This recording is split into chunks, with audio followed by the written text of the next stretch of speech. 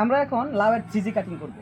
Three G cutting করার জন্য আমরা যেটা করব, লাউ গাছ থেকে এখান থেকে গুনবো 1 2 3 4 5 6 7 8 9 10 11 12 এরকম 12 পাতা যেখানে থাকবে এখানে হচ্ছে আমরা এই জায়গা থেকে আমরা এই জিনিসটা এভাবে কাটা দিব।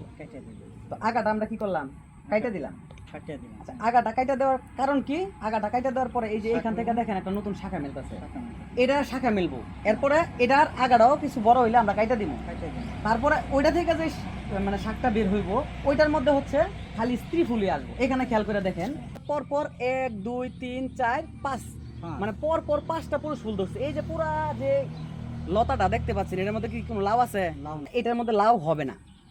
এটা থেকে যে শাখা বের হবে, এই যে দেখেন 500 শাখা, এই যে 500 শাখা, এটা কিন্তু মূল শাখা, এটা থেকে 500 শাখা বের হইছে এবং এটার মধ্যে কিন্তু লাউ আসছে। তারপরে এটার আগাটা যদি কাটা দেন, এটার পর থেকে যে 500 শাখাটা বের হবে, অর্থাৎ 1 নাম্বার 2 নাম্বার 3 নাম্বার, 3 নাম্বারে সবচেয়ে বেশি লাউ আসবে, অর্থাৎ স্ত্রী ফুল সবচেয়ে বেশি আসবে। তাইলে আপনারা কি করবেন, যখন এরকম লতা থাকবে এটা থেকে আগাটা প্রথমে কাটা দিবেন।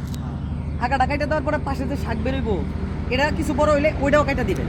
তারপরে 3 নাম্বারটা থেকে কি ফলন নিবে। এটার মধ্যে 10টা পুরুষ ফুল ধরলে একটা ধরবো স্ত্রী, আর 3 নাম্বারটা যেটা 3G বলি, আপনার 10টা স্ত্রী ফুল বেরোয়, তাইলে বেরোবে একটা পুরুষ ফুল। হিসাবটা বুঝছেন? এটা হচ্ছে 3G কাটিং। আশা করি ব্যাপারটা বুঝছেন। এই 3G কাটিং এর মাধ্যমে লাউয়ের ফলন বৃদ্ধি করা যায়।